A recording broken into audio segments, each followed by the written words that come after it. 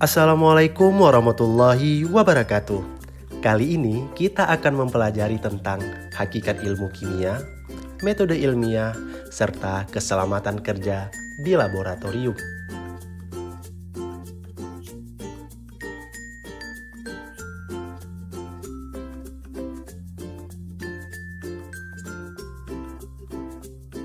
Pernahkah kalian mendengar kata kimia?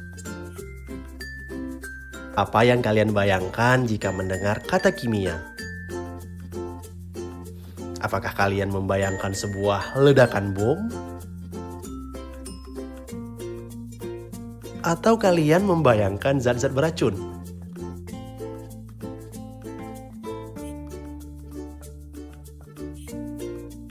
Atau mungkin kalian membayangkan rumitnya rumus-rumus?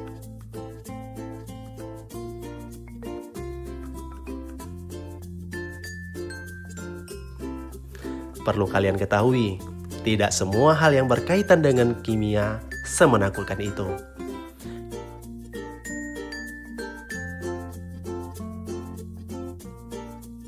Kimia malah sangat berpengaruh dalam kehidupan.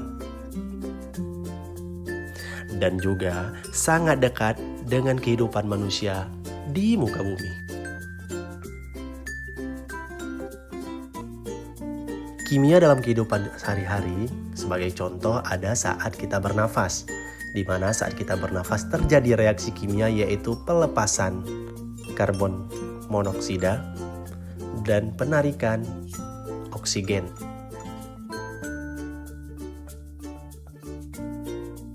Kimia juga dapat kita jumpai pada makanan sehari-hari. Contohnya pada saat nasi yang kita makan mengandung zat kimia yang disebut karbohidrat. Kimia juga ada pada produk-produk yang kita gunakan sehari-hari. Contohnya pada produk-produk pembersih yang kita gunakan di rumah.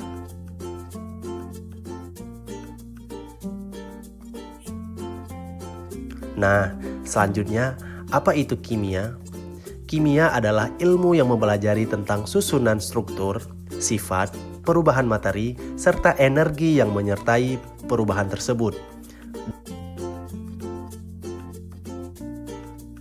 Dengan adanya ilmu kimia, kita menjadi lebih paham mengenai alam sekitar serta proses yang terjadi di dalamnya.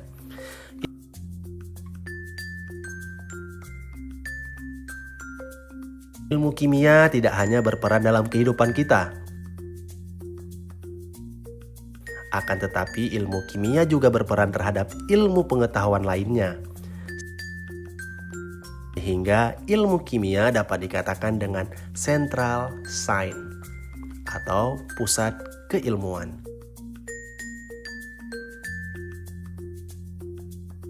Berikut adalah penerapan ilmu kimia di bidang ilmu pengetahuan lainnya. Seperti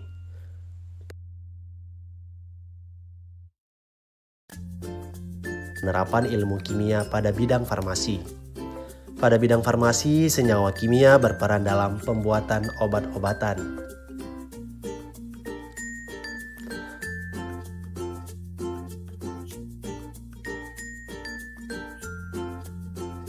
Penerapan ilmu kimia pada bidang pertanian. Senyawa dan unsur kimia digunakan dalam proses pembuatan pupuk tanaman dan pestisida.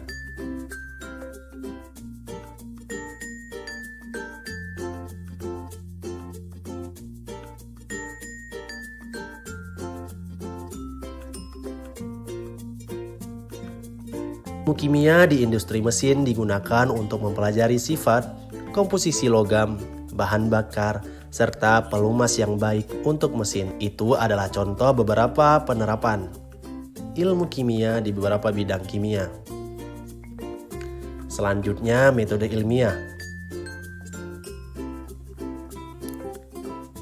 Metode ilmiah merupakan metode sains yang menggunakan langkah-langkah ilmiah dan rasional yang untuk mengungkap satu permasalahan yang ada.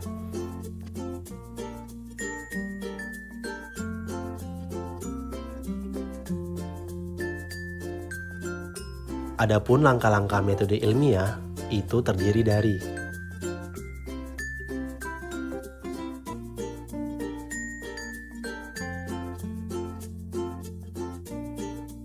Pertama, merumuskan masalah.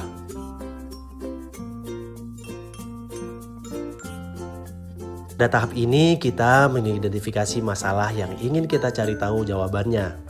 Masalah-masalah tersebut dapat kita jumpai dalam kehidupan kita sehari-hari.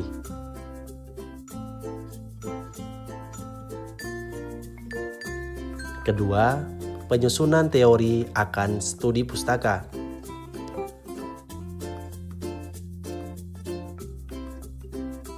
Pada tahap ini kita mencari tahu informasi dan data dari berbagai sumber mengenai masalah yang akan kita bahas. 3. Merumuskan hipotesis.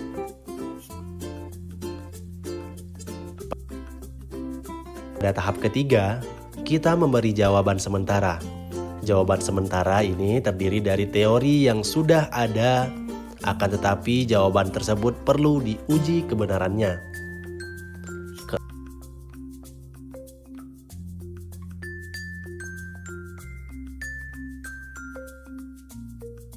Keempat, penelitian dan analisis data.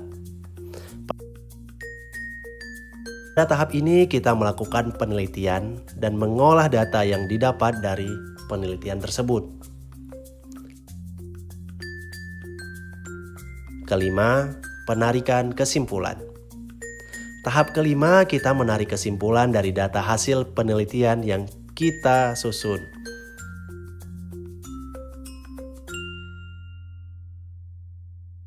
Keenam, penyusunan laporan. Langkah terakhir ini kita menyusun semua yang kita dapatkan dalam penelitian dan analisis data yang telah kita lakukan.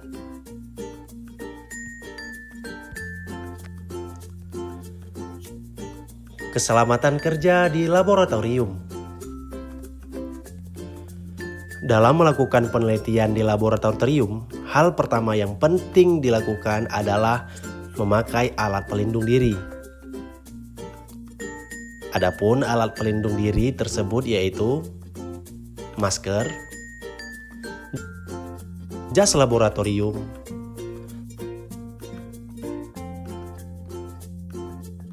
sarung tangan, sepatu,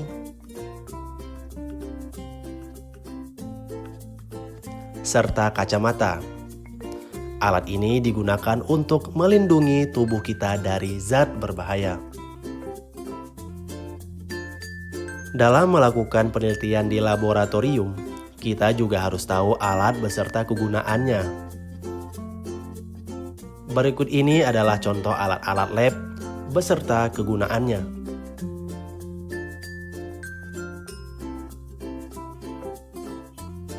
Simbol-simbol zat berbahaya di laboratorium, kita juga akan mengenal simbol-simbol zat berbahaya seperti mudah meledak, mudah terbakar, korosif. Dengan memperhatikan hal-hal tersebut, maka penelitian yang kita lakukan akan berjalan aman dan lancar.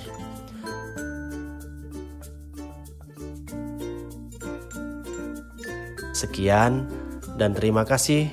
Sampai jumpa di materi berikutnya.